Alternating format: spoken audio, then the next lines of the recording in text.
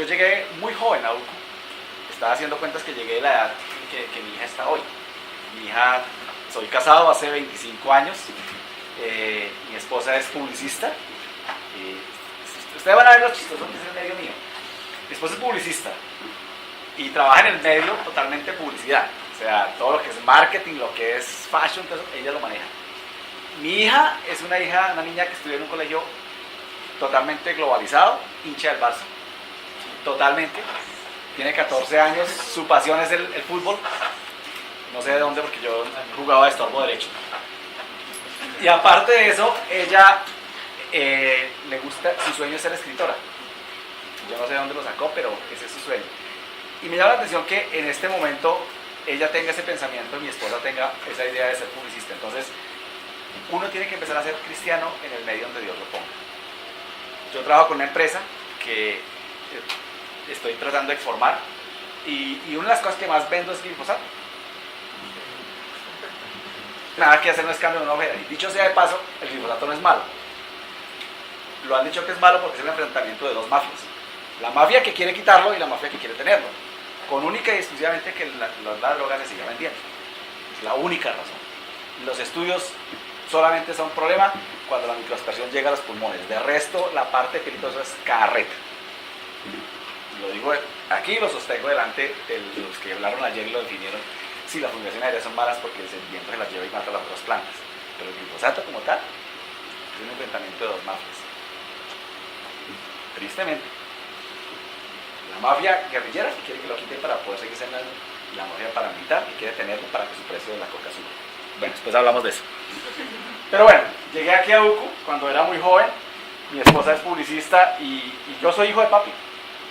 Totalmente hijo de papi. Mi papi era papicultor. Y eso fue algo interesante. Pero me metí dentro del tema de la fe porque para mí fue muy importante ver que había cosas que podía ver desde una perspectiva diferente a lo que Dios quería hacer en la vida de personas. Me marcó cosas que me marcaron muy profundamente en UCU, pero sobre todo ponerme a pensar que el Señor tiene alternativas para la vida. Yo llegué a UCU a los 14 años y llegué al Señor a los 14 años. Y de ahí he trabajado con jóvenes hasta la fecha. Mi primera charla en UCU la dicté en mayo del 79, estaba teniendo los apuntes. Y de ahí siempre he trabajado con jóvenes. ¿Por qué con jóvenes? Porque me parece que cuando uno trabaja con un joven, la expansión de la fe tiene que ser mucho más alternativa, mucho más larga. Ahora, no quiere que los otros no tengan derecho. La verdad es que tampoco me han dado la oportunidad. Asisto a una iglesia, fui pastor de jóvenes por 9 años, asistí a una iglesia por 30 años. Ahorita asisto a una iglesia en Chía, apoyo una iglesia. Mi hija y mi esposa no vinieron hoy porque mi hija se bautiza mañana y están haciendo las cosas de celebraciones. Y aparte de eso, esta noche tenemos una celebración de 15 años, entonces las mujeres, ustedes saben que necesitan mantenimiento y pintura con cierta anticipación.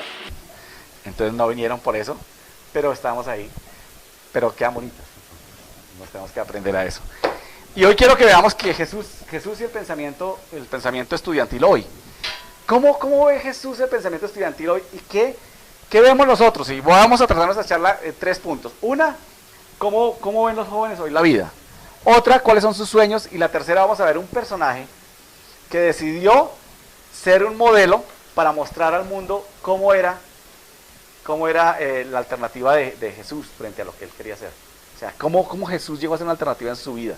Y vamos a estar trabajando en esos temas. Entonces, lo primero que vemos es que los jóvenes ven la vida de maneras muy, muy diferentes a lo que nosotros pensamos que es. Sus compañeros, ustedes ven la vida así. Y creo que ustedes se van a identificar conmigo. Si no es así, pueden, al que le suena el celular que gasta empanada para todos. ¿Cierto? Entonces los jóvenes de hoy son relativistas. Lo primero que son es que son relativistas. Su parte ven la vida de una forma relativa. Y el relativismo tiene una opción, dos frentes básicos de cómo se ve. La primera, el parte del conocimiento. El relativismo del conocimiento se da en que no existen verdades absolutas. Y eso lo han visto ustedes. Cuando nosotros estábamos en la universidad, teníamos verdades absolutas. Entonces, ya no hay verdades absolutas. Ustedes llegan a sus compañeros y ellos van a decir, no, esta es la verdad. Es decir, de pronto tú puedes tener una verdad. Pero la verdad, y si llegara a aparecer la verdad, sería muy difícil encontrarla. es el relativismo. Claro, y nosotros como cristianos tenemos una decisión muy fuerte o un reto muy grande de empezar a decir, somos la verdad. Y lo primero que me decir es tu verdad. Y eso es algo que pasa en la mente de los jóvenes de hoy. El segundo elemento es el comportamiento. Y es que no existen normas absolutas de bien ni mal. Entonces el comportamiento se da de acuerdo a lo que la construcción social puede hacer. El comportamiento se muestra por la verdad, está dada por el comportamiento social. Entonces nosotros tenemos que empezar a decir que la verdad es esta y el comportamiento es este. Y conocimiento tampoco. Y la cosa se complica más. Porque uno ve que de pronto a nivel de comportamiento hay cosas que nosotros no podemos decir. Y hay cosas que no se ven mal. No existen verdades absolutas. No existe una norma absoluta sobre el bien y el mal. Entonces lo que tú haces puede estar mal, pero yo no tengo ningún derecho a objetarlo. Somos relativistas, totalmente relativistas. Y creo que relativismo es algo interesante porque nos deja pensar en que si no hay una verdad absoluta, si no hay un comportamiento absoluto, ¿cuál es la alternativa que nosotros tenemos? Y de eso vamos a hablar más adelante. El segundo elemento, como los jóvenes, como se ve la vida hoy, es el pluralismo. Y el pluralismo es algo bien interesante. Pasemos a la siguiente. El pluralismo, no, se me fue. Atrás. El pluralismo es este. ¿Qué es el pluralismo? Es que cuando uno va a definir su estilo de vida, o cuando ustedes como jóvenes tienen que definir su estilo de vida, ven una cantidad de opciones. Una cantidad de opciones que ustedes no se imaginan. Cuando nosotros estábamos en la universidad, veíamos dos opciones. Uno era cristiano, uno era no cristiano. Cristiano de pronto en sus dos vertientes, o era no cristiano. Y aparte de eso, tenía una formación política a la cual identificarse. Punto, no era más. Y uno decía, esa es. Y ya. Hoy es muy relativo. Así como en el supermercado usted consigue muchas opciones de leche, por ejemplo. Cuando yo era niño conseguía leche o leche. Ahora no, ahora hay leche que no tiene leche. Hay leche de lactosa, hay leche con no sé qué.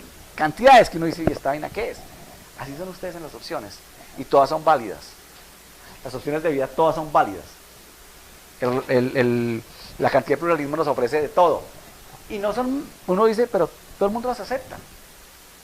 Y uno no entiende cómo hay situaciones que dice, pero si eso no es malo.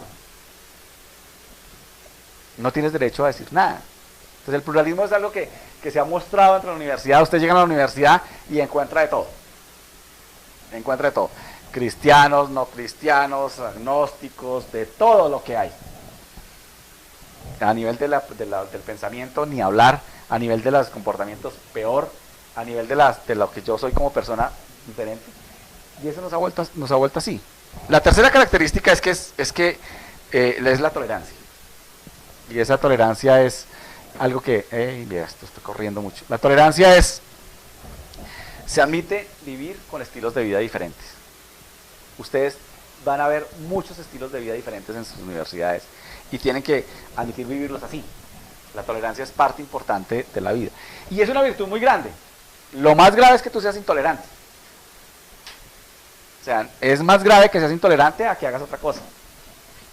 Y la tolerancia es un punto de vista que tú tienes que aplaudirlo, tienes que permitir que exista. Esta cosa se me volvió. Ya. Entonces la tolerancia es algo que todo el mundo tiene que empezar a mirar. Yo recuerdo que antes uno hablaba de tolerancia y era, está bien, yo estoy de acuerdo con lo que tú estás, pero puedo emitir un juicio de valor. Ahora no. Si tú emites un juicio de valor frente a alguien, eres totalmente intolerante. Y es una virtud muy grande llegar a ser tolerante. Si tú eres intolerante, es el pecado más grave que puedes cometer. Y la tolerancia es algo con lo que ustedes tienen que enfrentarse día a día. Ustedes tienen que enfrentarse a la tolerancia, a ver qué es.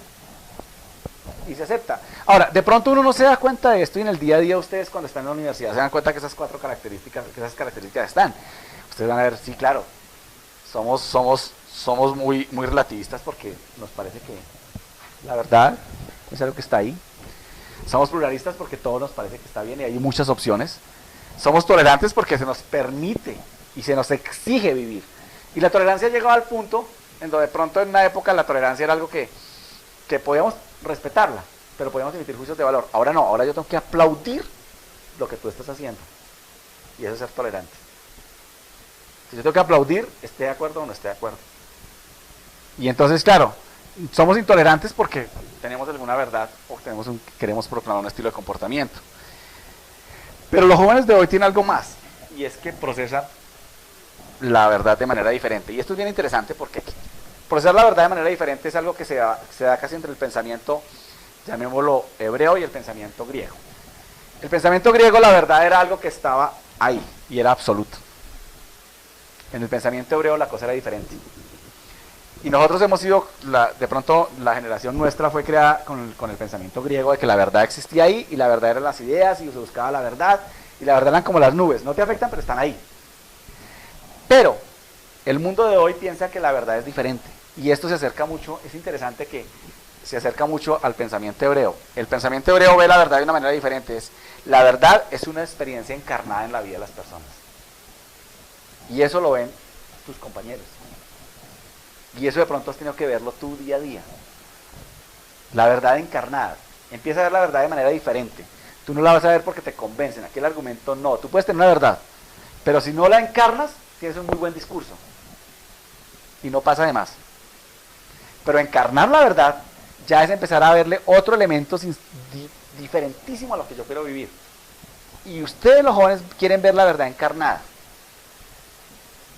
Si alguien cree, quiere que tú lo vivas, que tú lo muestres. Esa verdad encarnada es ver que lo que yo creo no lo estoy hablando de pronto, sino lo estoy mostrando. Y creo que es parte de la forma de que los jóvenes de hoy quieren ver la verdad de manera diferente. Y a mí me ha llamado la atención eso porque es el punto de empezar a entender al joven en donde un argumento no lo convence. En donde yo puedo tener todo el conocimiento posible y eso no va a llegar a nada. Pero cuando veo un estilo de vida diferente, la cosa cambia. El argumento no convence. Miren, y puedo contarles durante toda mi vida cristiana, de los casi 40 años que llevo de cristiano, que muchas veces un argumento de pronto convence, pero nunca salva. Pero una verdad encarnada muestra vida. Y yo soy teólogo por pasión, más que por título. No he terminado, creo que debo título de la licenciatura y el título de la maestría de teología, porque esas cosas de las tesis que uno deja por ahí aplazadas siempre, no sé si ustedes lo han vivido, pero eso pasa. Pero el punto principal es que todo ese conocimiento puede ser válido, y es muy válido y muy útil, pero nunca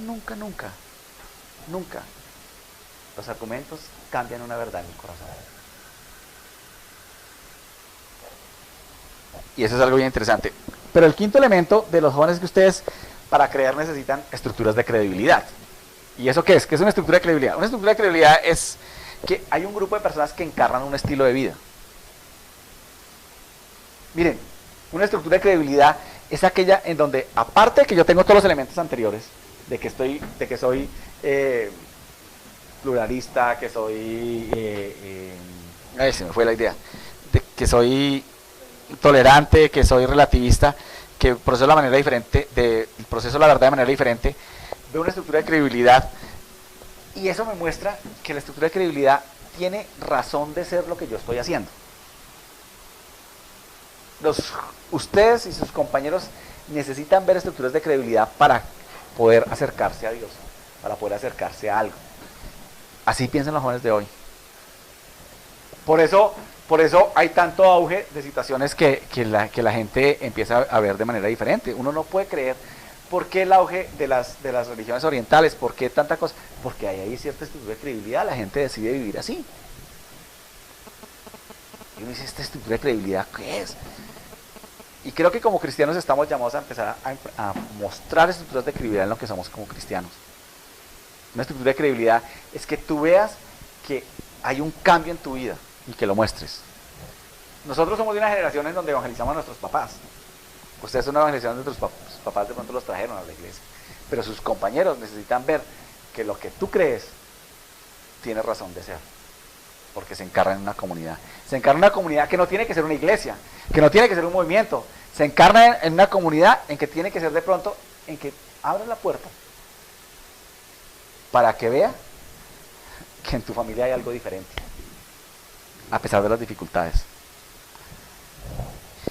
Y eso es interesante, ¿no? Uno se pone a pensar, bueno, si los jóvenes son así, si tienen esas 5 características que son relativistas, donde la cosa no es tan clara, donde es pluralista, donde hay tantas opciones, donde somos tolerantes, donde procesamos la verdad de manera diferente, somos tolerantes, ¿qué hacer?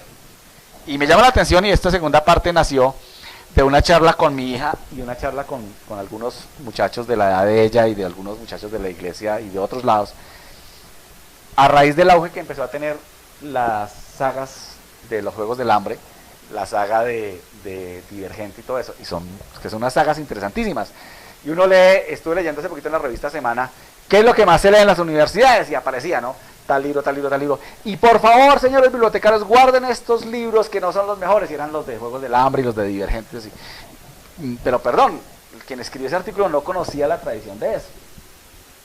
Y tengo que decirlo que no los conocí, pero me metí dentro del tema y me encantó. ¿Por qué? Por 3 razones. Primero, porque recogen la historia del pensamiento de la gente. Si ustedes se acercan a las estructuras de los Juegos del Hambre, sí, es un reality, es algo totalmente irreal, pero muestran lo que el hombre quiere vivir. Y en un mundo en donde de pronto Katniss Everdeen busca que en un contexto geopolítico y totalmente hostil, ¿cierto? A ver, les doy cuenta, a ver, ¿quién la ha visto aquí? ¿Quién le ha gustado? En un mundo geopolítico y completamente hostil, ella descubre que tiene algo que puede cambiar. Y entonces le dije a mi hija, ¿y por qué te gusta eso? ¿Por qué te gusta tanto esa saga? Y la saga, entonces me dijo, no, mire, papi, es que la saga es muy chévere, y empezó a contármela, y yo empecé a ver, vi las películas, y entonces de una vez me vi las 3, y compré los abonos para la última, y luego me metí y leí los libros. ¿Qué hay en unos textos que tienen 7 libros, de 500 páginas, que un muchacho de 14 años o un muchacho de 20 los devora? Ahí hay algo que nosotros tenemos que entender, y como cristianos tenemos que saber qué es lo que ellos piensan para podernos meter a eso, porque es bien interesante.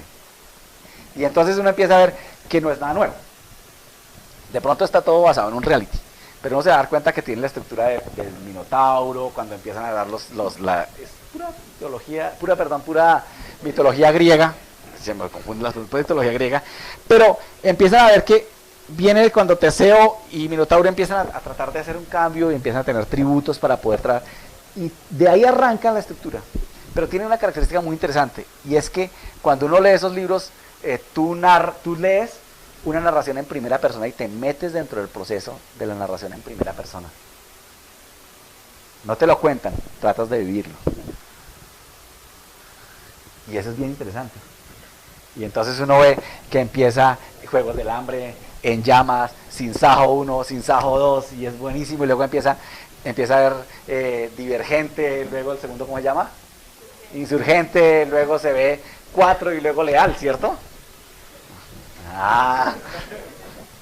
Y uno dice, y tienen 500 páginas cada uno. Y es un reality en donde el ser humano empieza a luchar por algo, pero empiezan en un momento posapocalíptico en donde no hay esperanza. De pronto hay un sueño de empezar a cambiar. Y la gente se mete dentro de esa realidad. Y le preguntaba yo a mi hija, ¿qué es lo que te gusta? Y ella me dijo, papi, mire, me gusta por varias cosas. Primero, porque ahí hay líderes alcanzables. Los líderes se meten dentro de la comunidad. Son parte cercana. Son alcanzables y sufren con la gente. Son totalmente alcanzables. Son gente que uno los ve ahí. Estamos en un mundo donde los líderes no son alcanzables. En un mundo donde los líderes que tenemos ahora, hoy en día, a mí me molesta sobremanera, porque el único que puede parar el tráfico, según el Código de Transporte, es el presidente de la República. Entonces, ¿por qué llega un tipo que está viviendo su sueldo con mis impuestos, me tiene que quitar la vía? Pero me toca aguantarme. Pero eso pasa. Y no sé el cargo que tenga, pero él vive de mis impuestos. ¿O no? Entonces, son gente alcanzable. Y eso me llamó la atención, que están ahí metidos y uno ve que la gente se mezcla dentro de la realidad. Son gente alcanzable. Entonces creo que el joven piensa que lo que quiere ver es que sus líderes no sean algo que está allá arriba, sino que esté en medio de la comunidad, que sea parte. Entonces como cristianos no tenemos que ser bichos raros, tenemos que meternos dentro de la comunidad, ser alcanzables. La segunda que me dijo es que son genuinos. Dice, ella, y eso me llamó la atención, son gente que aún en medio de su situación muestra sus dolores, muestra sus crisis, muestra sus situaciones, muestra que quiere botar todo. Entonces son genuinos, no tienen que mostrar nada que no son. Y claro, los sueños es eso, no tener gente que sea genuina. Y a veces los cristianos no somos genuinos. Nos ponemos la máscara del domingo y el lunes nos la quitamos.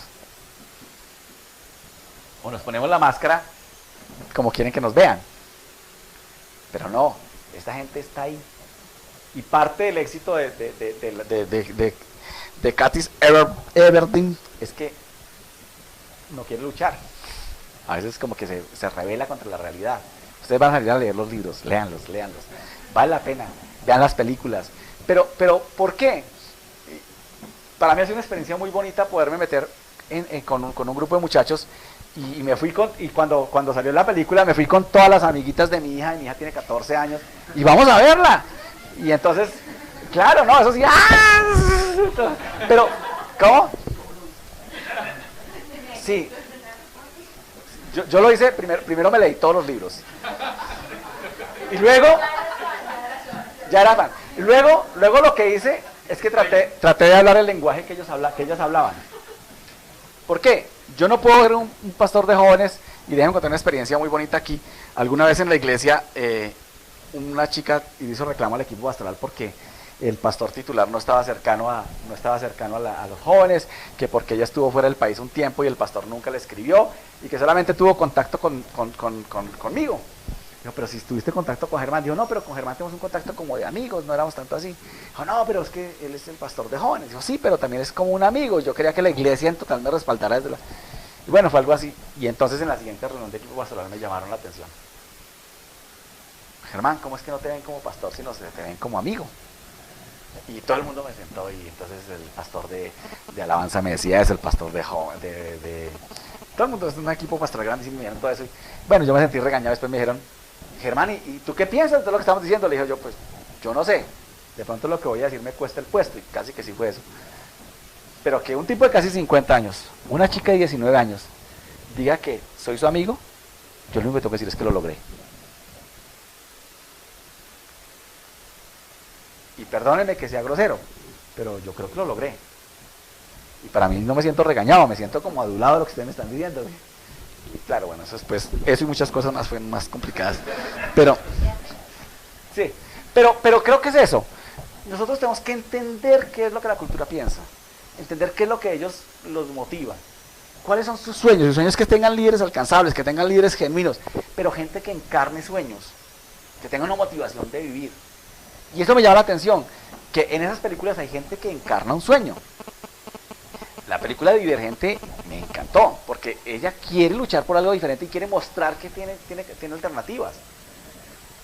Y Insurgente mejor, porque todavía con mayor solidez vive su situación, es capaz de vivirla. Y léanse el libro, porque es muchísimo más rico. Y que mi hija de 14 años lea 500 páginas, por Dios, algo hay ahí. Y no son 500, son 3000 páginas que tienen los 7 libros. Y se lo leyó. Y a mí eso pues que uno vea que se sube en el carro y nos vamos, papi, bueno, vamos para un fin de semana en unas tierras calientes. Espere, papi, que llevo este libro.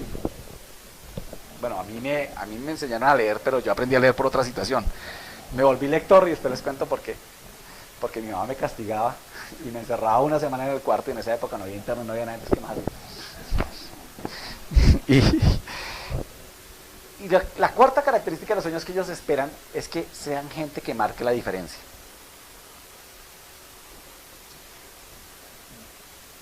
La gente de Divergente es diferente, y los de los Juegos del Hambre son diferentes a los demás. Marcan la diferencia. Y eso me llamó la atención. Si quieren eso, quieren personas que marquen la diferencia. Entonces, como cristianos tenemos un reto bien grande. Si esos son los sueños, primero si piensan eso que vimos anteriormente, que son, a ver cómo eran las 5, son relativistas, son pluralistas, tolerantes, ven la verdad de manera diferente y buscan estructuras de credibilidad. Pero tienen sueños de tener gente que sea alcanzable, que sea genuina, que encarnen los sueños, ay, las tienen, no, y que marquen la diferencia. Interesante. Pero si uno ve esas dos situaciones que se ven dentro de la sociedad, uno llega al punto de decir, bueno, ¿y cuál es el CBY ahí como cristiano? ¿Cómo voy yo? El CBY, ¿saben qué era? ¿Cómo voy yo? Es que cuando uno negocia con el Estado le dicen, bueno, ¿y cómo es el CBY? O es así. ¿Qué hay como cristianos? ¿Cuál es nuestra esperanza? ¿Cuál es nuestra oportunidad? Si estamos en medio de un mundo así, de una gente que piensa así, ustedes también piensan así como jóvenes. Y yo creo que muchos de nosotros, en lo que hablábamos ahorita con Bertica y con Marisa, es nuestra época, pero también nos han llevado a pensar así. Que tengamos gente, ¿dónde está el quick para nosotros como cristianos empezar a ser relevantes? Una sociedad que vive así, que piensa así. No podemos quedarnos en la trascendencia de buscar una verdad diferente, de mostrar el evangelio solamente con argumentos. Tenemos que empezar a mostrarlo con estudios de credibilidad, tenemos que empezar a mostrarlo con situaciones que nos de verdad vean que la gente es eso, que vean que tenemos líderes alcanzables, que vean que somos genuinos, que encarnamos sueños, pero sobre todo que también marcamos la diferencia. Y eso me impactó. La pregunta con mi hija en una de esas charlas fue, ¿y tú por qué sigues a Jesús? No, porque él es así. Gracias a Dios se bautiza mañana. Y creo que no es porque sea que el papá ha sido un gran evento, sino porque ella ha visto esas estructuras de credibilidad en algunas cosas. Porque el grupo en que se mueve también tiene estructuras de credibilidad, porque son genuinos. En la iglesia en la que estoy participando, luchamos por no ser acartonados. Allá realmente a veces tenemos prohibido dentro de la iglesia el cristianés. O sea, que todos hablamos con una jerga que nadie nos entiende. Queremos eso. Nuestros cultos estamos tratando de hacerlos para que la gente que llega se sienta agradada.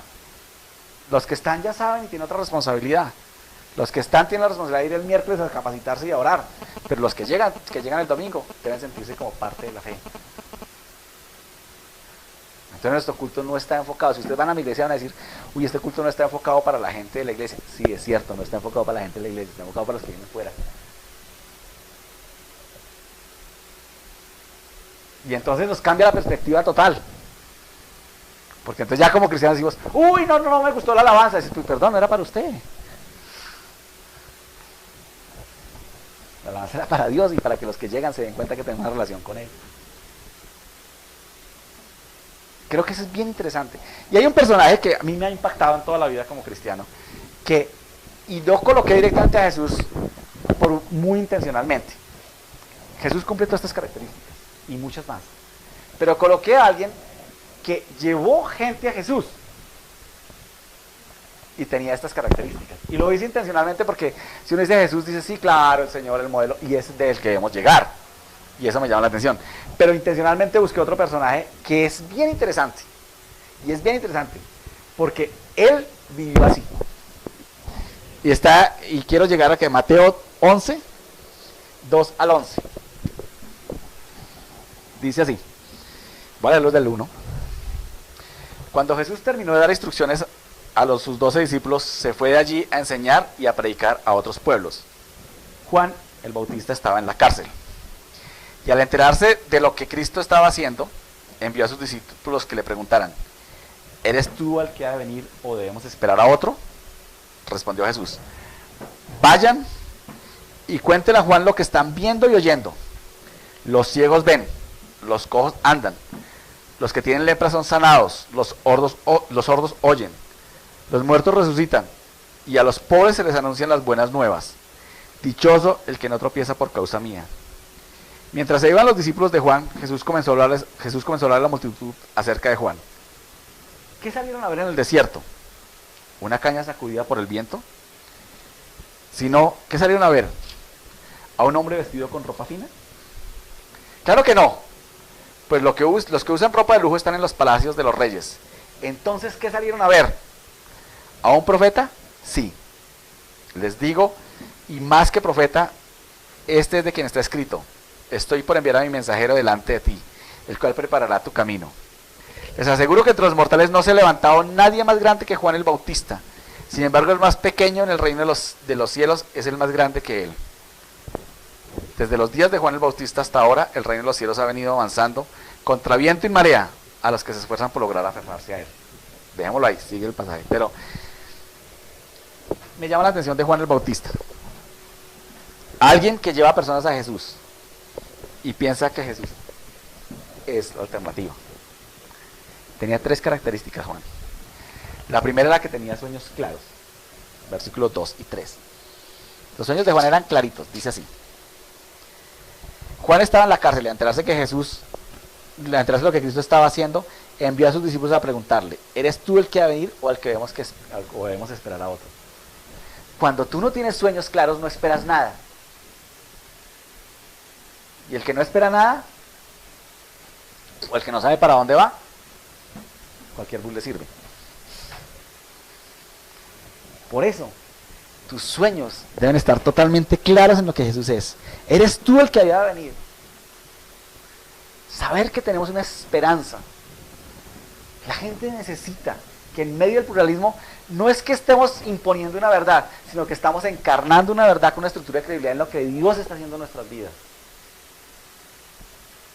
¿Por qué? Porque estamos en la esperanza de que ha de venir. Y en la cárcel les dice: ¿eres tú el que va a venir o tenemos que esperar a otro? Encarna un sueño de tal manera que conocía la escritura y sabía lo que había que hablar del Mesías. Tú no puedes tener un sueño de encarnación, no puedes tener un sueño de saber lo que Jesús ha venido si no conoces la escritura. Si tú no te acercas a entender qué es lo que Jesús tiene para decirte. Y déjame decirte que la escritura tiene toda la verdad. Y es la verdad con mayúscula, así el pluralismo no lo quiere entender, así todo el mundo no lo quiere entender, así el relativismo nos critique la verdad. Es la verdad con mayúscula por una y sola razón: porque es capaz de transformar vidas. No porque tenga el mejor argumento, que lo tiene también, pero transforma vidas. Y eso es algo importante que tenemos que ver. Él encarna ese sueño conociendo la escritura y viviendo de acuerdo a lo que ella le decía. A veces los cristianos no encarnamos sueños, porque nos hemos acostumbrado a vivir la fe de una manera facilista. Pero encarnar un sueño implica disciplinas. Encarnar un sueño implica que tu vida cristiana empiece todos los días de rodillas delante del Señor. Ustedes conocen los módulos, ¿cierto? Los módulos de UCU. ¿No los conocen todos? El discipulado de UCU y los módulos, ¿cierto? Déjenme contarles que yo soy de los conejillos de indias que hizo ese discipulado. Cuando estábamos jóvenes, ¿cierto, Vertica? ¿Qué quieren demostrar esos? Que cada uno de nosotros crea disciplinas de buscar cada día al Señor. Eso no es llenar y recibir un título, es buscar la disciplina de que cada momento tú te acerques a Él, camines con Él, le busques. Y durante 6 módulos de 4 semanas cada uno, te invitan a conocerlo.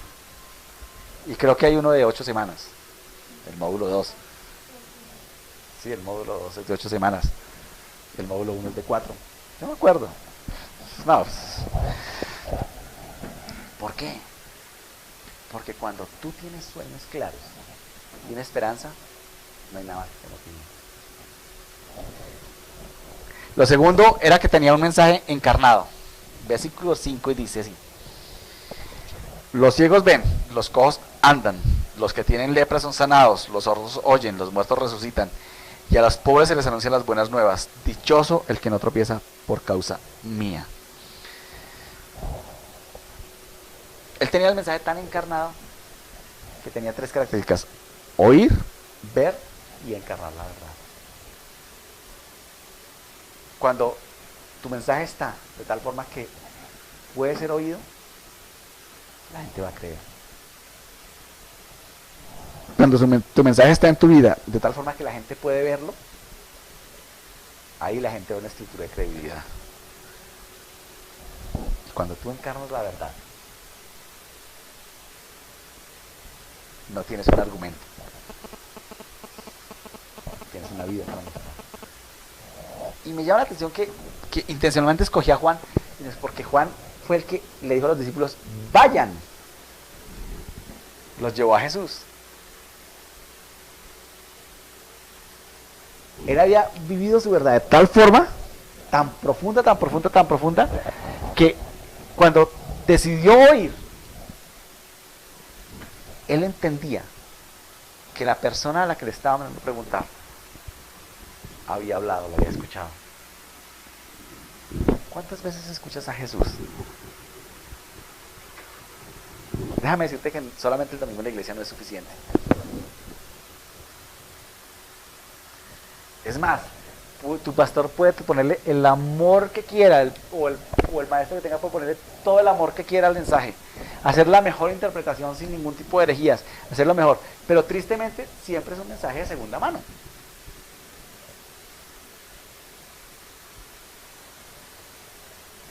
Estás llamado a recibir el mensaje de primera mano.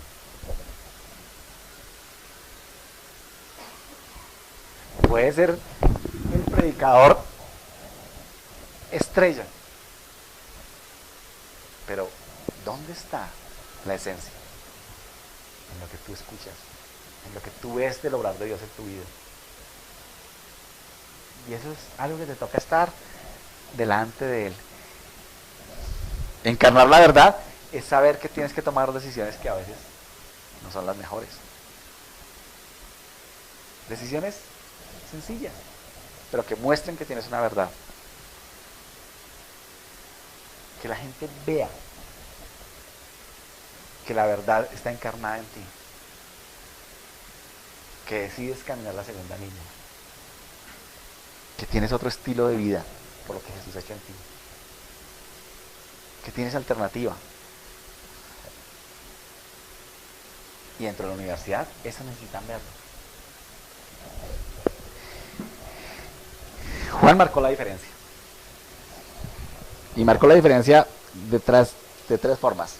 Y me llama la atención la vida de Juan. Siempre me ha encantado Juan el Bautista. Es un tipo bien interesante. Mientras iban los discípulos de Juan, Jesús comenzó a hablarle a la multitud acerca de Juan.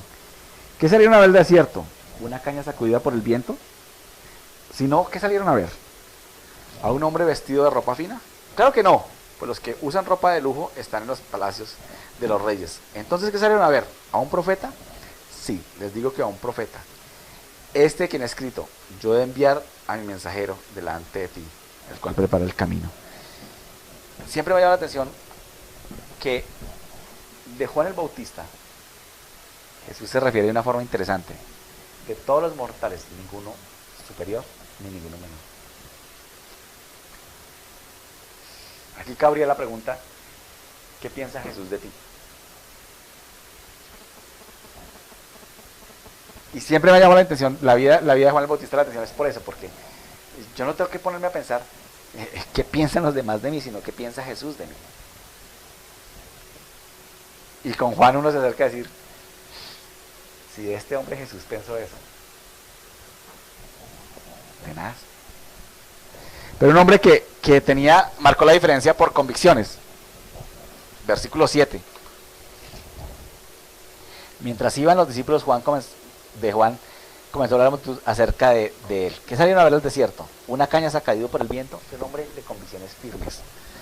Un hombre de convicciones firmes. Era un hombre que decía, no fue una caña que lo llevan de aquí para allá y que mañana decía esto, sino una caña que no fue sacudida por el viento. Convicciones firmes, seguridad de lo que tenía. La convicción se da en la relación. Uno no puede tener convicción a través de lo que otro le cuenta. Este te convence, pero la convicción real es de lo que tú vives con Jesús. Y la gente necesita ver eso, que tú tienes convicción real de vivir con Jesús. La convicción real no se va por cuántas actividades cristianas asistas. La convicción real se da porque en el día a día tú tomas decisiones que honran a Dios. Fácil no es. Déjame decirte que el cristianismo no es fácil. El que lo inauguró lo mataron. ¿O no? Pero es un reto. Y eso me llama la atención. Que las convicciones firmes están ahí. Aún en la apariencia, este hombre era diferente. No solamente ser, sino también parecer. Y eso me llama la atención. ¿Cómo como cristiano yo empiezo a vivir de tal manera que la apariencia marque? No porque lo que me ponga físicamente, eso no tiene problema. La apariencia no es lo más importante. Les decía que mi esposa y mi hija estaban arreglándose porque tenían una fiesta de 15, entonces que eso tiene cierto problema. Para ellas es muy complicado. Para uno es, ¿qué te pones hoy? No, el pantalón negro y la camisa blanca, y mañana, pues no, la camisa blanca y el pantalón negro. Y se arregla el problema. Porque eso no es lo importante. Pero lo importante es que cuando te vean a ti, vean a Jesús. La apariencia tuya debe ser diferente.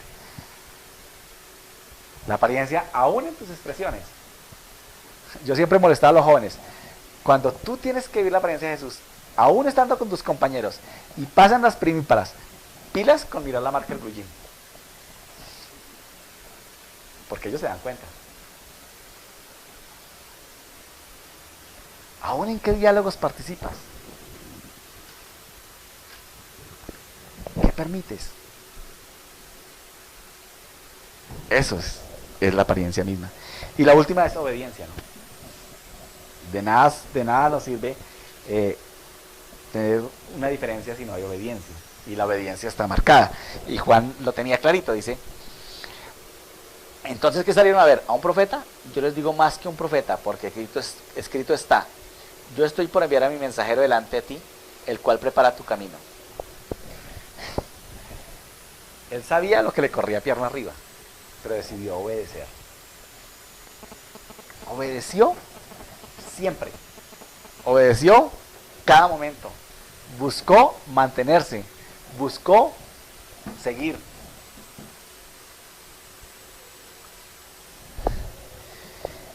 La obediencia a la palabra de Dios es una estructura de credibilidad.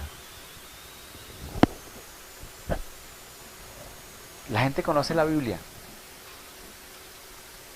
pero la aplicación es otra cosa. La Biblia la conocen y de pronto está mejor que nosotros. Miren, una experiencia. Unos muchachos del movimiento paralelo estaban una vez evangelizando en una universidad cuyo nombre no quiero mencionar acá, pero están en una universidad y entraron a la clase de teología. Profesor, ¿nos da permiso de compartir aquí un segundito lo que hacemos el movimiento universitario, que además es chévere? Y entraron al salón y: compañeros, eso lo hacíamos en nuestra época, no sé si ahora, compañeros, permítanme decirles una cosa: Jesucristo, una pelada llegó y compartió la fe así, pum, pum, pum, pum, las 4 leyes, no sé cómo las compartiría, pero compartió la fe de una. Y al fin dijo: bueno, ¿aquí hay alguien ateo? Está en la clase de teología. ¿Alguien ateo? Sí, sí, sí. No, los pelados todos callados. Y de pronto el profesor levantó la mano. En la clase de teología.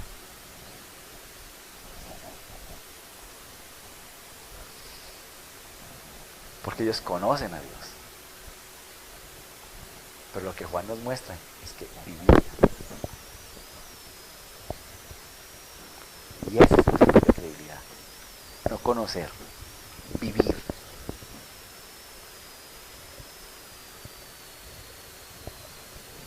Repasemos. Entonces los jóvenes pensamos ¿cómo? Que somos primero relativistas, pluralistas, tolerantes, vemos la verdad de manera diferente, encarnan y quieren estructuras de credibilidad. Los sueños, buscan gente que sea alcanzable, genuina, que encarnan los sueños y que marcan la diferencia. Ahora, ¿ustedes ven en eso, Juan? ¿Saben qué? todos los discípulos de Juan siguieron a Jesús. La gente que anda a tu lado puede dejarte a ti, pero si sigue a Jesús, lo lograste. Y ese es el punto. Que vivas con ellos para llevarlos a Jesús. Entonces, cuando el pensamiento estudiantil hoy tiene todas esas características, no busca argumentos, busca una vida diferente. Y jóvenes que piensan así necesitan que tu vida marque diferencias. Y eso me llama la atención, porque a uno lo retan. A uno lo retan, a ti te retan. Pero hay que buscar una apologética irrefutable. Una apologética irrefutable es aquella que es totalmente diferente. La gente te puede refutar cualquier argumento. ¿Y tienen cómo? Siempre, siempre, siempre habrá alguien que de pronto sabe más que tú y te va a callar en el argumento. Siempre, siempre. Y en medio de este pensamiento, en medio de jóvenes que piensan así, de estudiantes que piensan así, de gente que busca eso, lo que tenemos que buscar es esto. Que lo vean a él.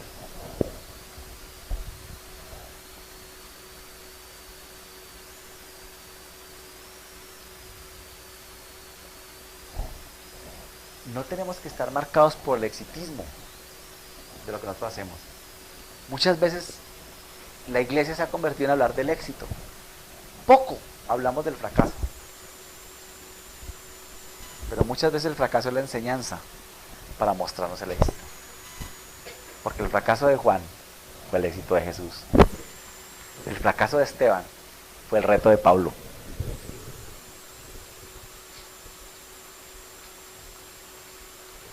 No sé cómo sea tu vida. No sé qué compañeros estén rodeando. Yo te puedo dar de cómo piensan y de pronto cuáles son sus sueños. Pero también te quiero invitar a que te retes tú mismo a hacer de tal manera que cuando Jesús diga, de los nacidos de mujer, ninguno igual a Juan. Ni ninguno menor. Porque el más pequeño en el reino de los cielos es superior a Juan. Vamos a orar. Señor, yo oro para que cada uno de los que estamos aquí, los que nos están viendo o escuchando, Señor, podamos entender cómo piensa el mundo hoy, qué sueños tienen, pero también qué alternativa tienes tú. Y gracias porque tu palabra nos muestra el ejemplo de un hombre que llevó personas a ti, que vivió de una manera que nos impactó, con el único objetivo de mostrar el camino que tú ibas a tener, Señor. Señor, que nuestra vida tenga ese objetivo, mostrar el camino tuyo, mostrarte a ti, en donde estemos, Señor. Yo oro para los que están aquí en cualquier profesión, porque tú eres lo suficientemente capaz de redimir cualquier profesión, de darnos la oportunidad de servir en cualquier profesión, con tal de mostrarte a ti, porque nada de lo que hay en la sociedad, en las ingenierías, en el arte, en la ciencia, en la licenciatura, se ha escapado de tus manos, Señor. Yo oro para que nos des la creatividad para vivir conforme a tu voluntad y mostrarte a ti. Amén. Muchas gracias.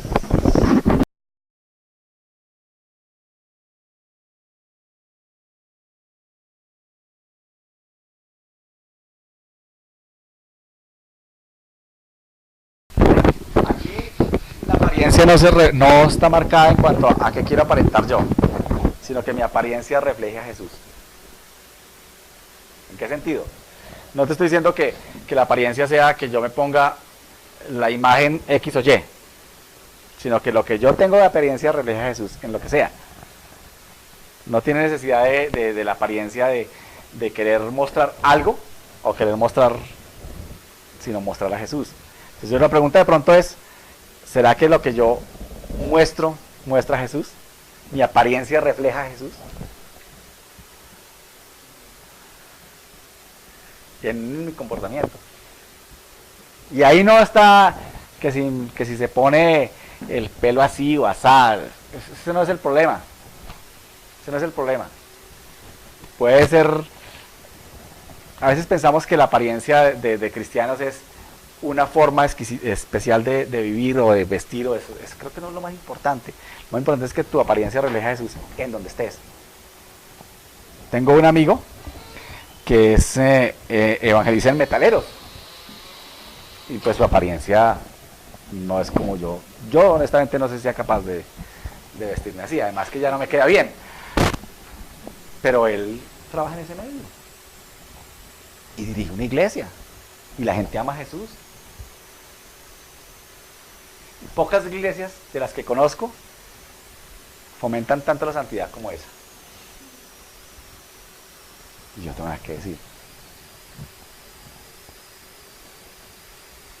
Entonces la apariencia en ese sentido, lo que quiero decir con la apariencia es eso, no aparentar lo que no somos, sino que nuestra apariencia refleje algo diferente. Sí, Vertica.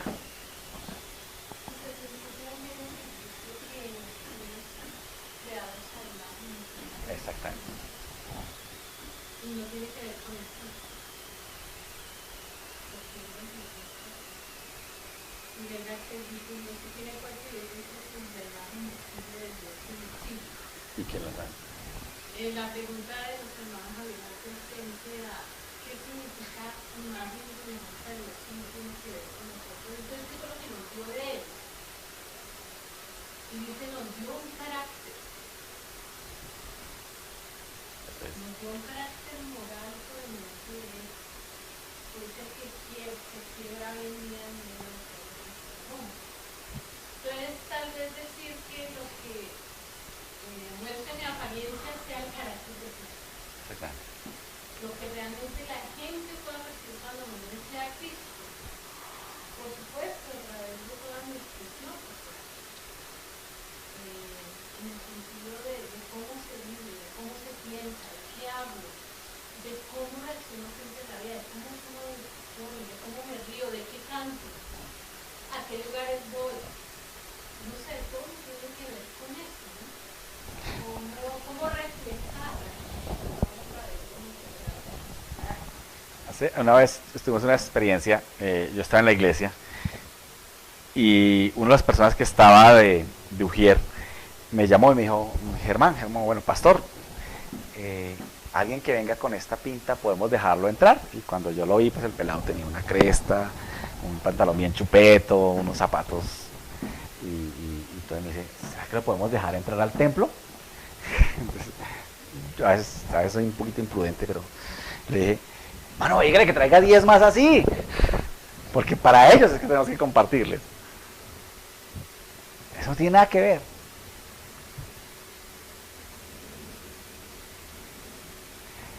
Porque así es. Creo que eso queríamos decir. ¿Hay más preguntas? Sí, acá hay otra pregunta. Pero ¿cómo hace también aquellos que han conocido a Jesús, pero se alejaron porque definitivamente no vieron eso algo diferente? Ahí hay algo claro, y es que la gente de pronto no vio en Jesús algo diferente, sino vio en los relacionados con Jesús. Por ejemplo, se alejan de la iglesia, se alejan de las personas, pero realmente quiere decir que no se acercaron a Jesús, o no están buscando a Jesús. Porque cuando ven algo diferente en Jesús es que yo tengo una relación con Él y entablo una relación personal con Él. Entonces a veces, por ejemplo, a mí me llama la atención y me encanta leer, ya murió, pero Saramago era una persona que se declaraba abiertamente atea. Y cuando yo leí todos los libros de él, no todos, lo que más pude leer de él, yo tengo que decir que Saramago no era ateo. Saramago era arreligioso, pero ateo no era. Entonces creo que más bien la gente a veces se aleja de Dios por las cosas de la iglesia, pero eso quiere decir que hay que invitarlo a tener una relación personal con Él, que es lo que llama la atención. Sí, sí, dime. ¿Cómo invita a cómo invita a ver Jesús a aquellos que han sido excluidos por los estigmas sociales? Es algo que es bien difícil.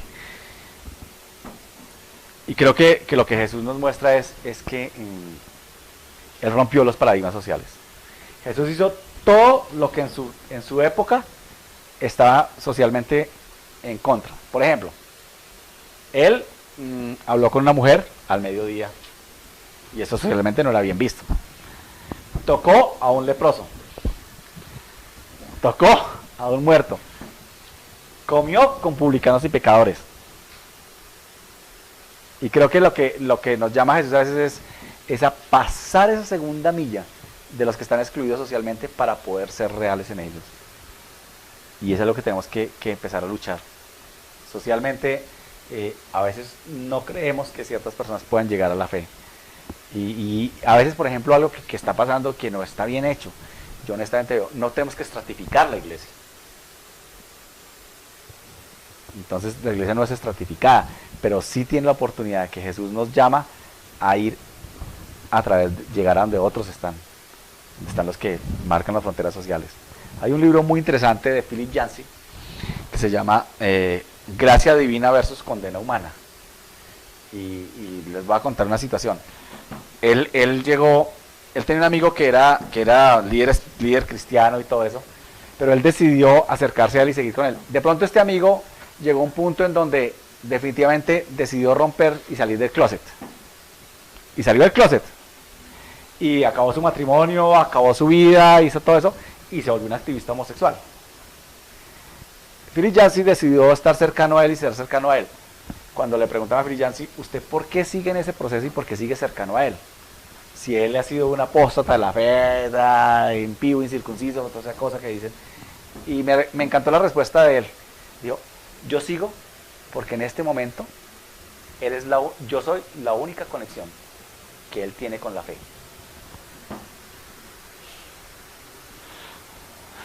Yo creo que la última pregunta sería, o sea, ¿se puede tener una relación personal con Cristo sin pertenecer a la iglesia de Cristo? No. No, porque las estructuras de credibilidad que Jesús mostró están dentro de la iglesia. Y le comento por qué. Las estructuras de credibilidad de Jesús, si quisiéramos tener una relación con Cristo, lo primero que tenemos que hacer es casi que quitar toda la palabra, porque el objetivo de Dios también ha sido formar un pueblo, desde Abraham hasta el final. Entonces, mire, lo que Dios quiso hacer era una pareja que viviera conforme a lo que él tenía. Esa estructura de credibilidad no funcionó. Después formó un pueblo que también quería que fuera la estructura de credibilidad para todos los que no estaban cercanos a él. Esa estructura de credibilidad tampoco funcionó. Después llegó Jesús, que sí fue una estructura de credibilidad, que mostró la relación.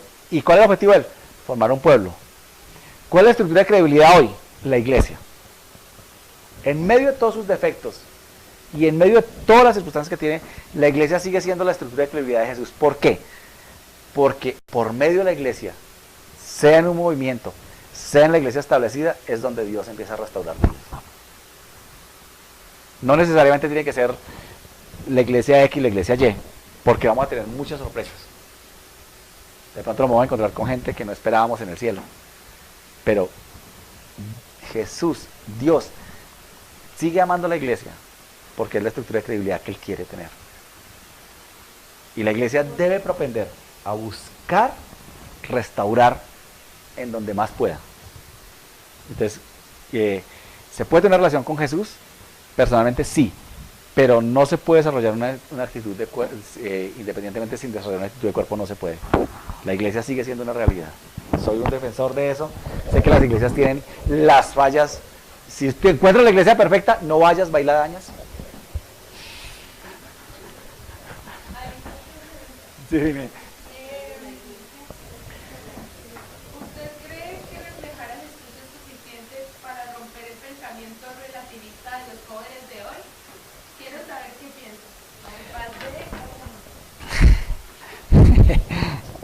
Sí. Sí, porque Jesús tiene la integralidad frente al relativismo. Y si vemos la vida de Jesús, Él mostró fue una vida tan integral que lo relativo pasó a segundo plano. Él rompió el relativismo con una verdad, que era Él. Entonces, reflejar a Jesús rompe el relativismo porque nos invita a vivir una verdad, que es Él. Así el relativismo no crea que la verdad es absoluta. Sí, la verdad es absoluta porque Jesús la vivió. Y reflejarlo a Él implica. ¿Somos imperfectos? Sí, claro. Pero estamos llamados a vivir. Pues sí, reflejar a Jesús rompe el relativismo. En muchas razones, porque Jesús, si decimos todo lo que hablamos hoy, rompe el relativismo. Sueños, cosas claras, objetivos, eso nos llama. Sí, esa es. ¿Hay más preguntas? Sí, Vertica. Pues que tú rompe el relativo, dijo yo soy, tú soy. Está uno de tus adelantos, tu familia, Esa es. tu familia, yo soy la resurrección. Yo soy la puerta de la Todo. vida. Todos los absolutos se conjugan en el propio Padre. Ahora, Todos se lo ven. Y lo que quería decir de la iglesia es, no se puede ser de Cristo sin ser de la iglesia porque de Cristo nos da un Padre. claro. Y es un Padre que nos da hermanos. Yo creo que Dios nos da tener a Cristo es una familia, una iglesia. Y como iglesia lo que dice la Escritura es que somos el cuerpo de Cristo, donde somos miembros, como me inició diciendo Fernando, de la colectividad miembros los unos de los otros.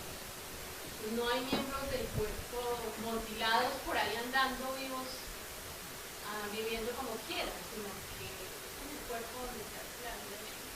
Y es interesante porque Y la otra cosa, la última. Es que es importante hoy en día que nos preguntemos qué es la iglesia. Es muy importante que nos preguntemos realmente cuáles son las expresiones de la iglesia que son congregaciones locales en las que vamos.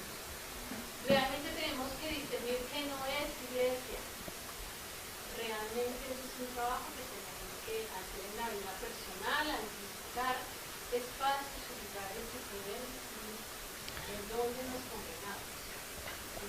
cuando nosotros estábamos en UCU en la época nuestra, un día el fundador de UCU nos llamó y nos dijo: muchos de ustedes van a salir a sitios en donde las iglesias no son lo que ustedes esperan. Yo recuerdo que cuando yo llegué al Señor, en la iglesia donde yo asistía, habían 5 universitarios y todos eran ucunianos. Por mucho. Ahora los universitarios en las iglesias son muchos. Pero lo que nos decía Javier era: usted puede ir a la iglesia en el pueblito tal porque de pronto Dios los lleva a trabajar allá en ese pueblito. Tenga entendido que esa iglesia, por los defectos que tenga, es la expresión del cuerpo de Cristo. Y el pastor puede tener 10 veces menos estudio que usted, pero es el que el Señor ha puesto. Y su misión es orar por él y acompañarlo. Obviamente la iglesia tiene defectos, los pastores somos terribles, pero creo que nuestra responsabilidad es ser modelos. Y eso cuesta. Tristemente, a veces el cristianismo no es una verdad absoluta porque el cristianismo no ha sido lo mejor. Tiene quejas de gente inconforme, tiene quejas de gente que no ha hecho bien las cosas. Totalmente de acuerdo. Totalmente de acuerdo. Pero sigue siendo la alternativa. La iglesia, cualquiera que sea la expresión. Hay algunas corrientes que están en eso. Y aquí no vamos a decir que sea la doctrina, la sana doctrina. Eso no es lo importante. Lo importante es que sigan la palabra. La palabra. A veces la sana doctrina se va en las cosas triviales. Porque la sana doctrina a veces dice no, que el púlpito debe estar adelante de la batería o atrás de la batería. ¿Qué sentido? Entonces, ¿cómo la palabra de Dios es relevante en esa congregación? Y miren, La iglesia es la expresión en donde yo puedo empezar a aprender a reflejar el carácter de Cristo porque empiezo a relacionarme con gente. Y entonces vemos a esos hermanos NGE que necesitan gracia extrema, que nos animan a vivir con ellos. O esos hermanos que a veces somos nosotros los que necesitamos ser tolerados. Y ahí nos aprende a enseñar. Y déjame decirte que la iglesia siempre será una alternativa de crecimiento, una iglesia siempre será una alternativa de búsqueda. Y alguna vez decía un amigo, si tienes un problema con tu hermano, arréglalo y arréglalo rápido, porque si no va a tener que vivir toda una eternidad al lado de él. Entonces, bueno, muchas gracias.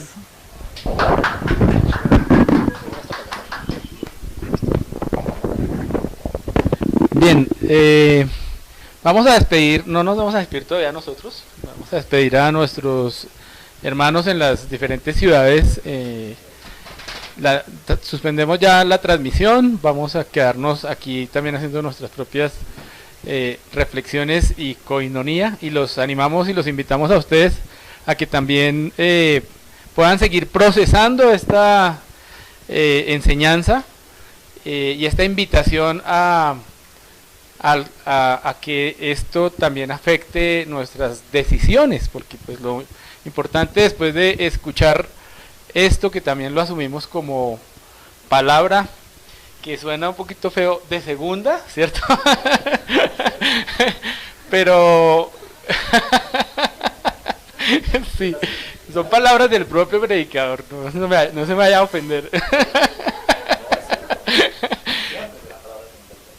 Entonces los invitamos a la toma de decisiones que esto debe conllevar, ¿cierto?